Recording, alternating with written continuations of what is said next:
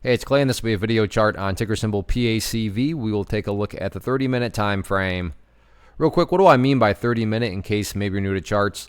Instead of each one of these candlesticks here representing 1 day's worth of price action, which is what you would normally see, each one represents 30 minutes. So while this here may look like several days worth of time, it's actually today's price action broken down into 30-minute time slices.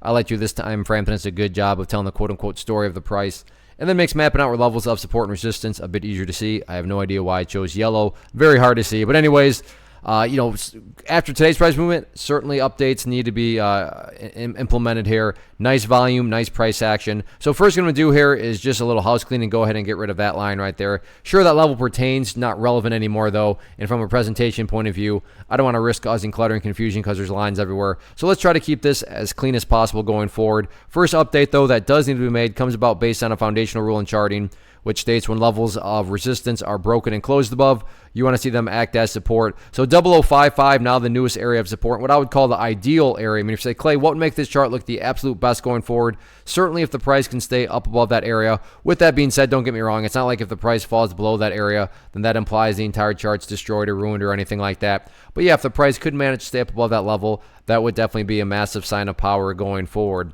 Taking a step back and looking at all this from the bigger picture point of view, that is where the purple line comes into play, the 50-period simple moving average. Keyword being moving. As time goes on, this line here is going to move itself higher and higher. So a very straightforward yet highly effective way to judge the health of the move.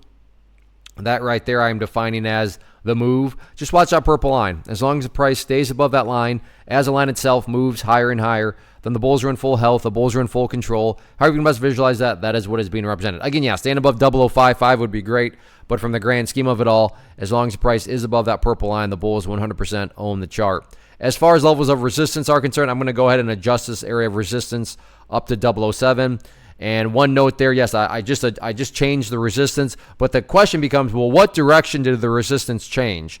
And when the resistances change higher and higher, that's definitely a good sign. So now all of a sudden the resistance is up there at 007, which just goes to prove that this thing is currently going through a nice overall uptrending move. And we'll see if the price can break above that area or not. So 007 there, James Bond, newest area of resistance.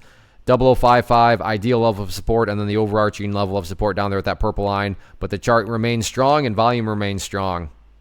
One of the biggest questions that I get is, hey Clay, how do you find the stocks that you trade? So what I've done is put together a free resource guide where I talk about the tools that I use to locate stocks that I find interesting and think may have potential. So if that sounds like something that could add value to you as a trader, then click on the image that is up on the screen right now and I will email you the guide. The guide itself is very short and to the point, and best part, it's completely free. Thanks for watching the video. Let me know if you have any questions.